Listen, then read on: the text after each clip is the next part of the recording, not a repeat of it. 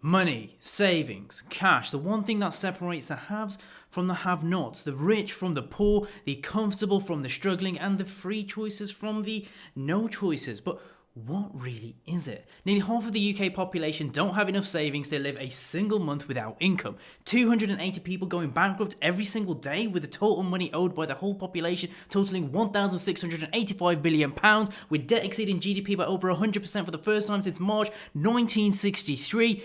If you're watching this and you're just tucking away the leftover spare change each month after paying off your bills and treating yourself because you deserve it, you're going to want to listen to what I have to say. Something is wrong, horribly wrong with the whole economic system and the brainwashed financial advice from your so-called bankers who get paid no matter if you make money or if you lose money. You've known it your whole life. Something doesn't feel right. You work hard, you earn money, but you never seem to reach the financial aspirations that you've been looking for. Something's holding you back, something that nobody has ever explained, nobody ever will explain, something I'm going to expose in this video that may change your life forever. But first, let me introduce myself. I'm Marcus from Logic Effects with the single vision to help each and every one of you achieve exactly what I know you are capable of. Eliminating all the white collar smokes and mirrors designed to keep you blind, I hope to give you full control of not only your finances, but understanding how the world actually works. And in this particular video, I'm purely going to be focused on the myths that you've been taught about saving money and prove to you why it accomplishes the complete opposite effect of what you think it does. If you've grown up to believe that saving your money will make you wealthier, getting high off the endorphins when your paycheck finally clears at the end of the month, and having it shoved down your throat by parents, friends, and family that saving is the best financial advice you'll ever get, then you've fallen victim to the institutional narrative designed to keep you in the same societal status that you've always lived, you always probably will live until you understand what I'm going to show you right now. And it all starts with what actually happens when you save money. Have you ever wondered what those digits on your screen actually mean? Are those numbers actually stored? Do they even represent real physical money that's sitting in a secure vault labeled Susan's Savings, waiting patiently for you to withdraw them at any given time? The answer, no. Money doesn't exist for real and isn't stored waiting for you. What actually happens is all your savings are automatically transferred to a giant digital server where the banks instantly put that money to work and invest it in their own business model. Yes, that's right, the banks use your money for personal financial gain. So what is this model, you may ask? Well, on the simplest level, the banks use that money to offer financial instruments to you in the form of loans, mortgages, credit cards, just to name a few. They do this with the intention that they will get more money back because of the interest that they charge. And a crazy fact about this business model is that they give away more money than they ever actually receive. And sadly, you've probably never realized this because the number on your savings account stays the same as you left it, believing it's all actually still there. To help you understand this, here's a real life example that if it were to happen, all hell would pretty much break loose. Let's say you are a client of a popular retail bank and your paycheck automatically is deposited there every single month. You have all your savings there alongside a million other people exactly like you. One day though, every client of that bank decides that they want to withdraw all their money at the exact same time just for the sake of it. What do you think would happen? Well, because the bank spends more money than they actually receive from deposits, this scenario would technically be impossible, as the total of all the deposited money does not exist at a single point in time in the bank. Eventually, the people would start seeing decline codes or error codes appear on the ATM machine expressing withdrawal is unable to happen, as the banks have run out of money. And eventually, you'll see in the news that the bank is now bankrupt and the whole system collapses. The whole premise of a bank's existence survives on the hope that all their clients will not withdraw at the same time, and the money doesn't really exist, they're just numbers on a screen. This is technically referred to as a run on the banks, where the bank's reserves may not be sufficient to cover the withdrawals. So why am I telling you this? Why does this matter to you? What does this have to do with you saving your money? It matters because the banks are using your money to make a massive profit and you aren't seeing a dime of it. If you've been convinced your whole life to put your money in a bank and save it so you can be a model citizen with a sensible financial plan, Welcome to the side of the story the industry does not want you to know. This is a rabbit hole that I struggled to come to terms with when I learnt this over a decade ago, but it's the sole reason why I do what I do today. So you're probably thinking, so what, Marcus? They use my savings, they make a bit of profit, and I get the peace of mind that my money is safe in a place away from thieves. Well, here's where you're wrong. In a recent study by ukfinance.org, over £824 million was stolen from the banking system in the UK during 2019, and $32.39 billion globally. So if it's safety that you're after, then the banking system isn't as secure as you may think. Don't get too worried though. If you live in the UK, the government will actually protect you up to £85,000 in the worst case scenario. But as you'll learn in this video, keeping that amount of money in the bank is doing you more harm than good. And this brings me on to the point that I mentioned earlier about interest rates as the method that banks use to make profit. I want to explain exactly how this works so you can get a clear sight on how your money is being utilized by the banks, and hopefully you can understand how you can easily do this too. This is the secret I've been itching to reveal, and let's get right into it.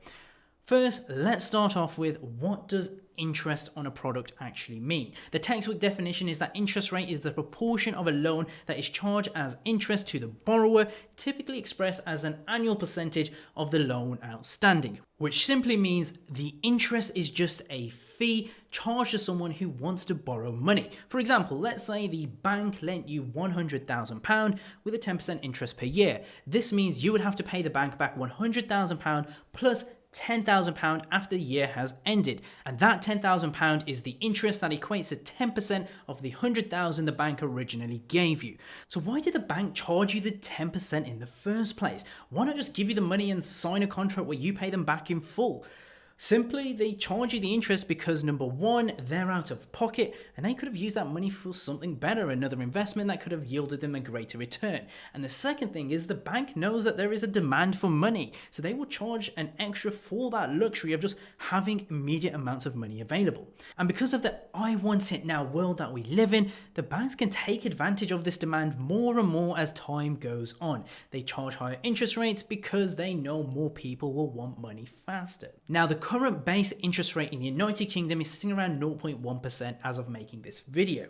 This base rate is a guideline of what the high street banks you're familiar with, Halifax, Barclays, HSBC and so on, borrow money at from the Bank of England, aka the central bank within the UK. This 0.1% rate is ideally what the high-end street banks would charge on the loans that they give out in a completely fair, non-profit world where everybody was your friend. But back to reality, this is a capitalist world and structure, and the bank just wants to make as much profit as it legally can. So for those who have ever used a credit card, taken a mortgage or a finance car, they would charge you anywhere up to 21.9% to borrow money, which is a whopping 218,900% increase on the 0.1% base rate that they receive. In my opinion, this is one of the biggest legal unethical practices that is going on in the 21st century. And to add a cherry on that cake, take a guess at what they give you back from that massive profit margin for giving them the money that they actually used to make that profit in the first place.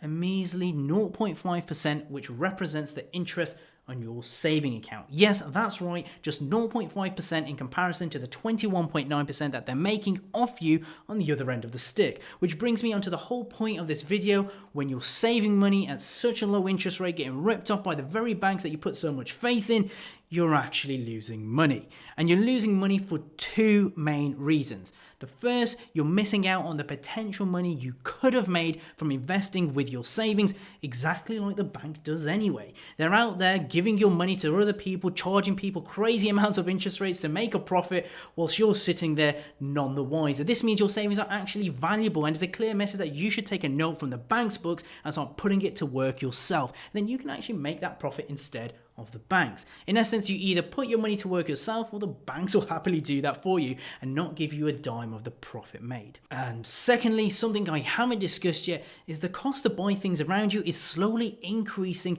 year on year. And the best way to understand this point is with a simple real life example.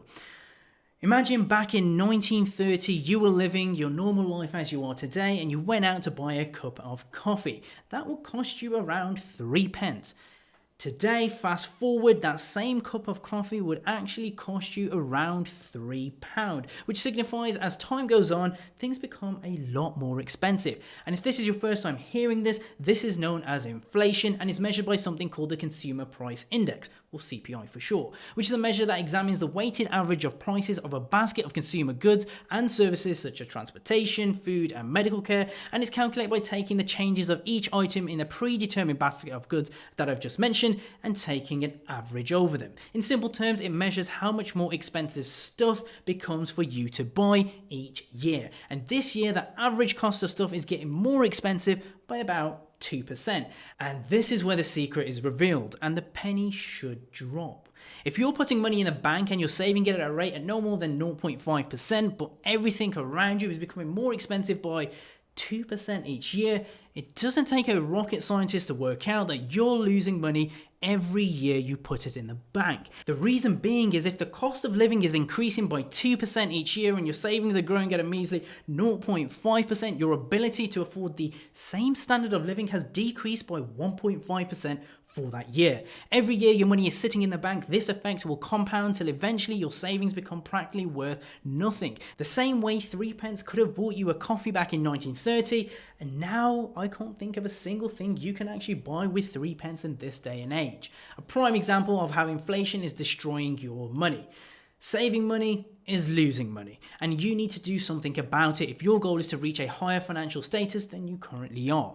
I know this may seem alarming at first, but you actually have multiple easy options available to you that will help you make sure that you can beat inflation and your savings don't wither away in thin air. So what are these options? Well, I've narrowed it down to 3 main categories. So instead of saving blindly, the best alternatives in my opinion are firstly, passive investing, which is the most beginner-friendly way to have your savings grow steadily above inflation by putting your money in a variety of different funds where the responsibility of growing that money is on the fund manager or the index performance. This approach is for people who are generally really busy and don't have time to do their own research or their analysis each week, but still wish to take advantage of the great returns that the stock market has to offer.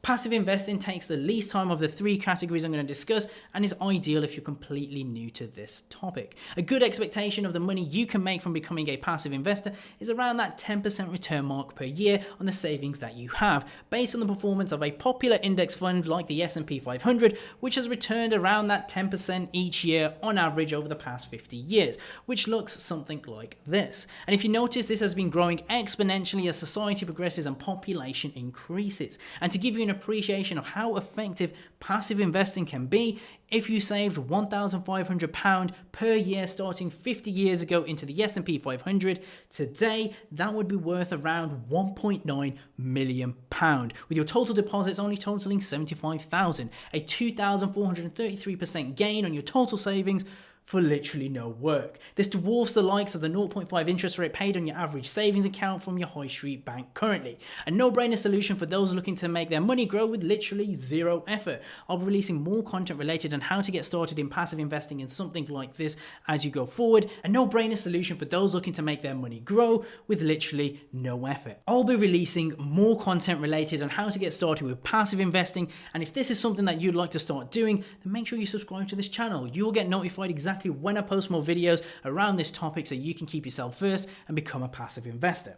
The second category is active investing, which is a slightly more advanced approach with your savings where you have full control over the assets that you're actually going to buy and sell. It's your responsibility now, but the reason you do this is because you can actually make greater returns than the 10% you could have achieved from passive investing because you have time to do the research yourself. For example, if you have a full-time job but you have a spare few hours on the weekend, then active investing is a viable choice for you. And to put this into perspective, why this may be a good choice is if you did your research last year and actually bought, for example, Tesla stock and invested about £5,000 worth of your savings into that stock, then it would now be worth around £55,000.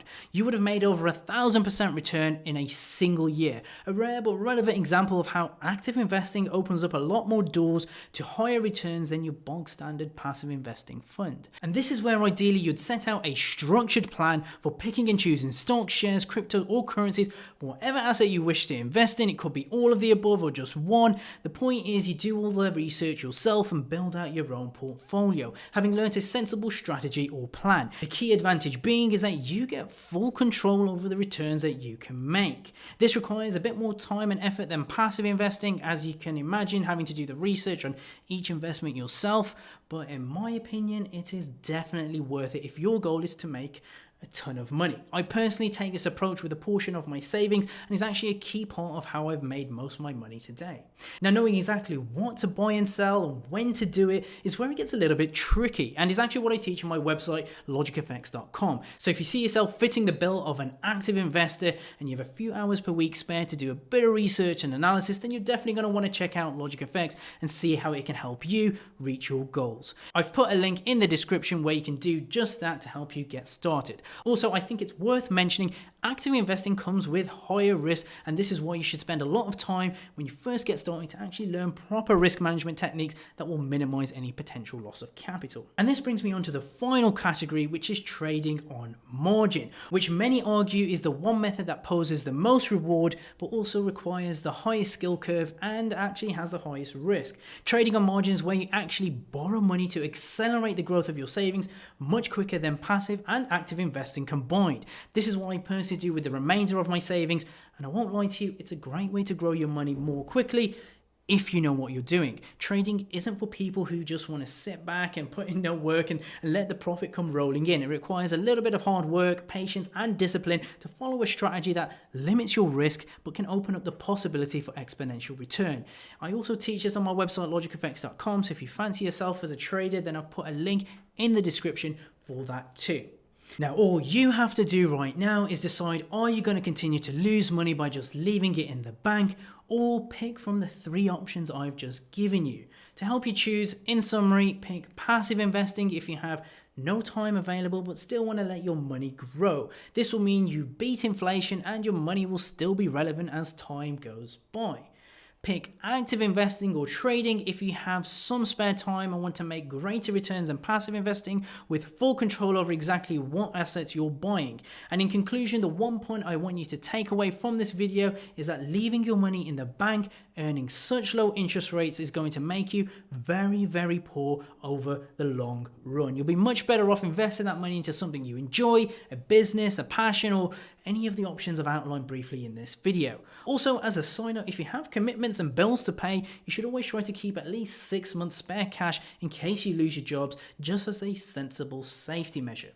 And with that said, guys, it's been a pleasure to discuss how saving money in the bank is actually losing your money and the best ways to overcome this issue. If you've learned something new today, why not subscribe to our channel? I'll be posting more in-depth finance related videos like this going forward, and if you want to get notifications for when I upload, click that little bell icon to do just that. Also, I'd love to hear which category you're thinking of choosing: passive investing, active investing, or even pushing the boat out and becoming an active trader like me. Let me know in the comments below to see what's more popular amongst our community, and I'll get an idea of what video topics I may make in the future to make sure this is the best value channel for you.